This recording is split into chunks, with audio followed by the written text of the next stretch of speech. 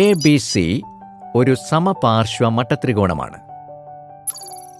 കോൺ B, കോൺ C ഇവ 45 degree വീതമാണ്. അതുകൊണ്ട് അവയ്ക്കെതിരെയുള്ള വശങ്ങൾ തുല്യമായിരിക്കും. എ ബിയുടെ നീളം 1 യൂണിറ്റ് എടുത്താൽ എ സിയുടെ നീളവും 1 യൂണിറ്റ് ആയിരിക്കും. പൈതഗോറസ് സിദ്ധാന്തപ്രകാരം ബി സിയുടെ നീളം √2 യൂണിറ്റ് ആയിരിക്കും. അപ്പോൾ വശങ്ങൾ തമ്മിലുള്ള അംശബന്ധം 1:1:1/√2 ആണ്.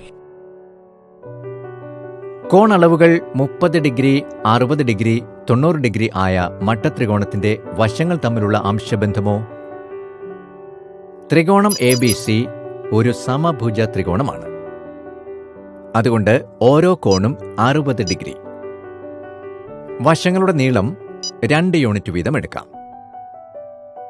സിയിൽ നിന്നും എ ബിയിലേക്ക് ലംബം സി ഡി വരയ്ക്കുക. ഇപ്പോൾ കോൺ സി 30 ഡിഗ്രി ആകുമല്ലോ. അതായത് ത്രികോണം എ ഡി സി ഒരു മട്ടത്രികോണമാണ്. കോണുകൾ 30 ഡിഗ്രി, 60 ഡിഗ്രി, 90 ഡിഗ്രി. എ സിയുടെ നീളം 2 യൂണിറ്റ് തന്നെ.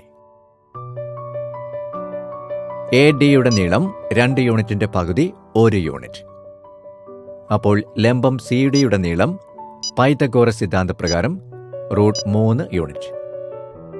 അതായത് 30 ഡിഗ്രി, 60 ഡിഗ്രി, 90 ഡിഗ്രിയുള്ള ത്രികോണത്തിലെ വശങ്ങളുടെ അംശബന്ധം 1:√3:2 ആയിരിക്കും.